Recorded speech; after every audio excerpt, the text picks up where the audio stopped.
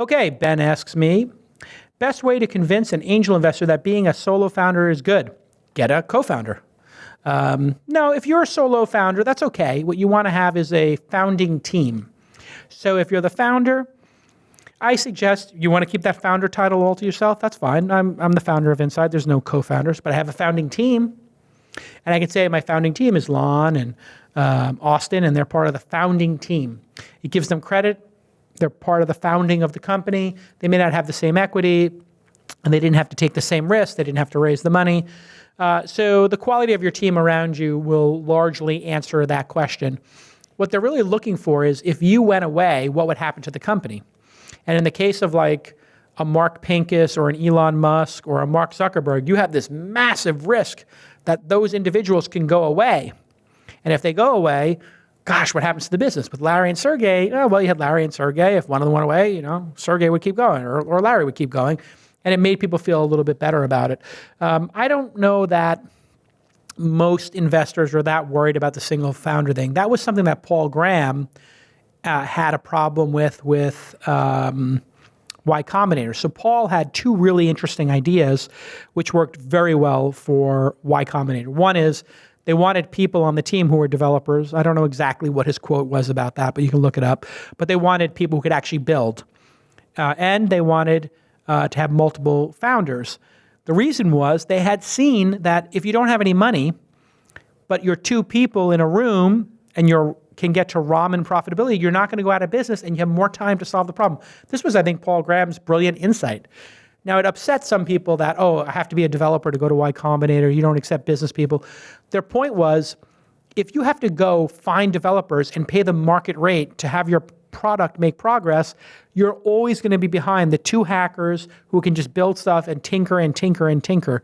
Of course, the great irony of ironies is the best company to ever come out of Y Combinator is Airbnb, which has a designer as the founder, and like they weren't technical co-founders, I don't believe. But I do think that was a brilliant insight. And I actually, when I look at investments, I do get concerned. It is a red flag when I see one founder and they don't have any developers who are founders, because the product's just not going to move forward if it's a technology product without that technical expertise. You have to buy it all. Unless you're Mark Pincus, who's not a developer, or Evan Williams, who's not a developer, but they have the ability through their sheer force of will and brilliance and charisma to raise large amounts of money and to build teams around them. So there are exceptions to this. You just have to be if you want to be a solo founder, you better be really dynamic.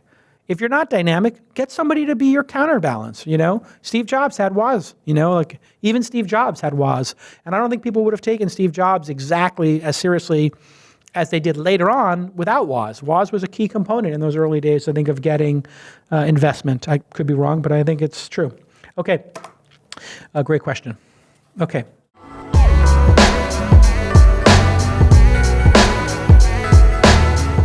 Hey everybody, I want to tell you about a new product I am using that I love. It's the Casper mattress. We have it in our home and it is so comfortable. I literally slept on it last night and I got a great night's sleep. It is an amazing product, and Casper is revolutionizing the mattress industry by cutting costs and dealing with resellers and showrooms and all that nonsense, and they just pass on all that savings to us.